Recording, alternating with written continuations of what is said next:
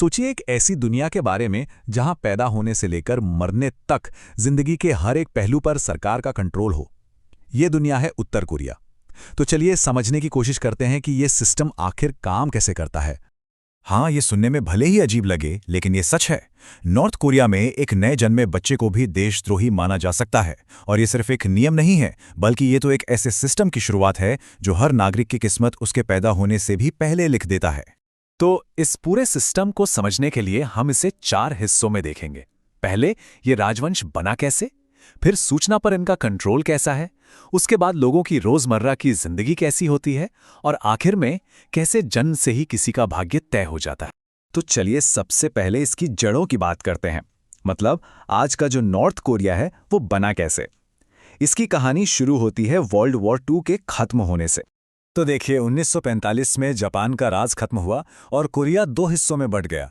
North पर Soviet union का असर था और साउथ पर अमेरिका का। फिर 1948 में किम इल सुंग पहले लीडर बने और उसके बाद जो कोरियन वॉर हुआ उसने तो सब कुछ तबाह कर दिया। और कमाल की बात यह है कि आज तक कोई शांति समझौता ही नहीं हुआ और वही किम परिवार का राज 70 साल बाद भी आज किम जोंग उन चला रहे हैं। तो सवाल ये उठता है कि आखिर ये सरकार इतने दशकों से अपना कंट्रोल बनाए कैसे हुए है। इसका एक बहुत बड़ा राज है और वो है इन्फॉर्मेशन पर, यानी सूचना पर पूरा का पूरा कंट्रोल। हम और आप जिस इंटरनेट को जानते हैं वो एक खुली दुनिया है ना? लेकिन नॉर्थ कोरिया में ऐसा नहीं है। वहां उनका अपना एक बंद नेटवर्क है, एक इंट्रानेट। मतलब सरकार जो चाहेगी लोग बस वही देख और सुन पाएंगे। हर एक एक्टिविटी पर नजर रखी जाती है। और सिर्फ इंटरनेट ही नहीं, बाहर की दुनिया का कोई भी असर यहां तक ना पहुंचे, इसका पूरा इंतजाम है। साउथ कोरियन ड्रामा, हॉलीवुड की फिल्में, विदेशी गाने, अरे जीन्स पहनने और बाल कलर करवाने पर भी बैन है। यहां तक कि हॉट डॉग और टॉकबो जैसे खाने की चीजों पर भी। सरकार इसे कहती है वैचारिक संदूषण, मतलब बाहरी सोच से खतरा। जरा सोचिए, टीवी हो, रेडियो हो या अखबार, सब कुछ सरकार चलाती है। टीवी के चैनल भी फिक्स्ड है, आप बदल नहीं सकते। और उन पर क्या आता है? बस किम परिवार की तारीफ और अमेरिका जैसे देशों को दुश्मन की तरह दिखाना। यही है वहां की सच्चाई। तो ये तो हुई इन्फॉर्मेशन की बात। अब देखते हैं कि ये कंट्रोल लोगों की रोजमर्रा की जिंदगी में कितना गहरा उतरा हुआ है। देखिए, नॉर्थ कोरिया में वफादारी सिर्फ एक एहसास नहीं है, ये एक परफॉर्मेंस है जो हर किसी को देनी पड़ती है। जैसे वहां इलेक्शन होते हैं, लेकिन कैंडिडेट सिर्फ एक होता है, फिर भी सबको वोट देना जरूरी है। ये एक तरह का लॉयल्टी टेस्ट है। हर घर में किम इल सुंग और किम जोंग इल की तस्वीरें लगाना और उन्हें साफ रखना जरूरी है। यहां तक कि जब इन नेताओं की पुण्यतिथि आती है तो सबको रोना भी पड़ता है। ये भी अनिवार्य है। और हाँ, 17 साल की उम्र से हर किसी के लिए 10 साल की मिलिट्री सर्विस भी जरूरी है। ये कंट्रोल यही नहीं रुकता। मतलब हेयर स्टाइल भी सरकार बताएगी। एक शहर से दूसरे शहर जाना है, इजाजत लेनी पड़ेगी। अपनी जमीन या बिजनेस भूल जाइए। कोई धार्मिक आजादी नहीं है। जो चर्च दिखते हैं वो बस दिखावे के लिए हैं। अरे साइकिल तक के लिए लाइसेंस प्लेट चाहिए। पर्सनल चॉइस जैसी कोई चीज है ही नहीं। और शायद सबसे डरावनी बात तो ये है कि सरकार के खिलाफ कुछ करना तो छोड़िए, उसके खिलाफ सोचना भी जुर्म है। जी हां, सोचना भी, क्योंकि मुखबिर हर जगह हैं। अगर किसी ने रिपोर्ट कर दिया तो एक गलत ख्याल भी किसी को जेल पहुंचा सकता है।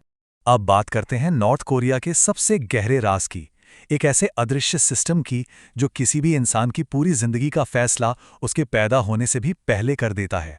इस सिस्टम का नाम है सोंगबुन। ये नॉर्थ कोरियाई समाज की रीढ़ की हड्डी है।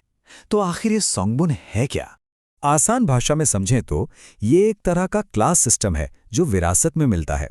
मतलब किसी को क्या नौकरी मिलेगी, वो कहाँ रहेगा, समाज में उसका दर्जा क्या होगा, ये सब इस बात पर तय होता है कि उसके दादा परदादा क्रांति और कोरियन वॉर के समय सरकार के कितने वफादार थे। ये सिस्टम पूरे समाज को 3 हिस्सों में बांटता है। सबसे ऊपर है कोर क्लास। ये वो लोग हैं जिनके पूर्वज क्रांतिकारी या युद्ध के हीरो थे। इन्हें सबसे अच्छी नौकरियां मिलती हैं। ये राजधानी प्योंगयांग में रहते हैं और कार भी रख सकते हैं। बीच में आती है वेवरिंग यानी डामाडोल क्लास। ये आम किसान या मजदूरों के वंशज हैं जिन्हें एक औसत जिंदगी मिलती है। और सबसे नीचे है हॉस्टाइल यानी शत्रुतापूर्ण क्लास। अगर किसी के पूर्वज जमींदार थे, धार्मिक थे या उनके रिश्तेदार साउथ कोरिया में हैं तो उन्हें गद्दार माना जाता है। उन्हें खदानों में या सफाई जैसे सबसे बुरे काम करने पड़ते हैं। और बात यहीं खत्म नहीं होती। ये और भी ज्यादा खौफनाक है।